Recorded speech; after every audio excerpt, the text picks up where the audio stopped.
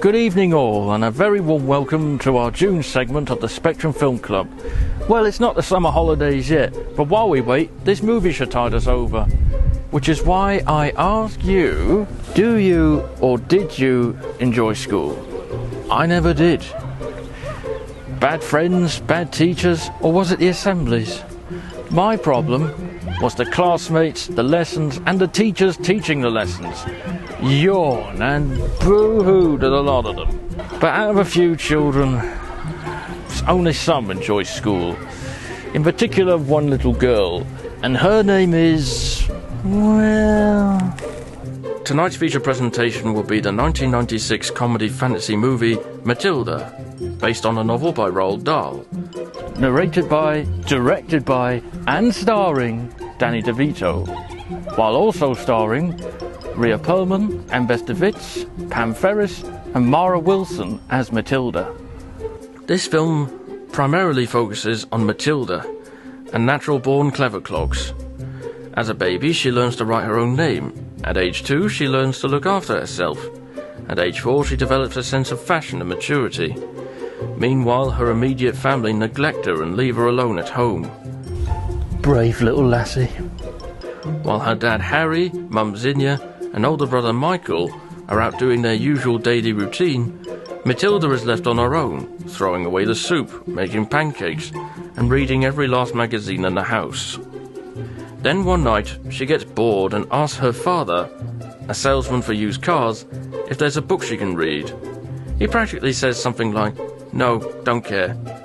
Obviously, TV has replaced reading for sure.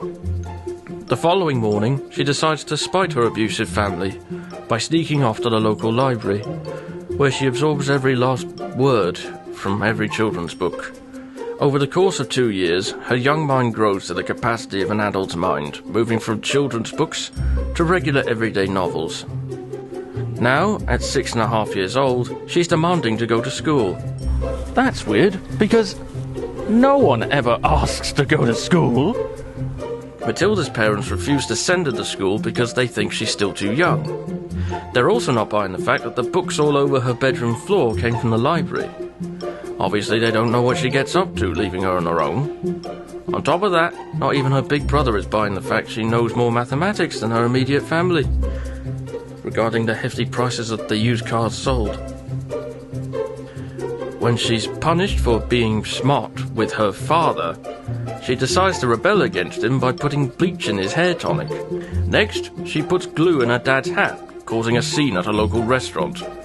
And then, because Harry's negative energy hasn't depleted yet, Matilda is forced to watch their favourite show, not hers, and boom, goes their television, for some reason. Watch out for that now. Then one day, Harry makes a deal with a shifty customer at his car dealership, and Matilda is finally taken to school, Cruncham Hall Elementary. It seems like a good school at first, with lots of children playing around, until Matilda finds this school is run by Harry's shifty customer, the headmistress, Agatha Trunchbull. Miss Trunchbull, or the Trunchbull, is the highly strict, no-nonsense kind of principal at this school. One bad move can very much trigger her unfortunate psychosis. Not a very fitting person to have at your local school, because she hands out worse things than a simple detention. She tends to throw kids out of upper-story windows when they misbehave, but her preferred punishment is much worse. That being a small, dangerously cramped space behind a locked door with sharp nails and shards of broken glass lining the inside walls. The chokey. The chokey. The chokey. The chokey. The term chokey refers to a prison, but this one resembles more of an Iron Maiden, like an upturned coffin with spikes on the inside. The Trunchbull's psychotic behaviour is proven when she throws a young girl over a sharp fence by her pigtails. It's also proven later on when it comes to Matilda's teacher, Miss Honey. This is all I'm going to say about the basic plot of this film. I hope I haven't given too much of it away, but what I would say is there's an actual married couple in this film, Danny DeVito and Rhea Perlman, who play Harry and Zinnia, got married in 1982, 14 years before this film's release. Together they had 3 children. Nowadays they're still married, but they're separated. No idea what that's supposed to mean. But on a sadder note, this film is dedicated to the memory of Katie Wilson, Mara Wilson's mother, who tragically died of breast cancer in April 1996, 8 months prior to the film's release. So you can probably imagine how sad it must have been for some of the cast of this film, particularly a young leading lady. She's the real victim.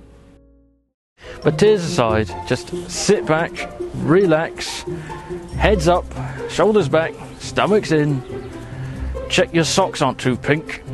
I don't know why that's even a problem. I still haven't figured that one out. Thank you for listening, and please enjoy the film.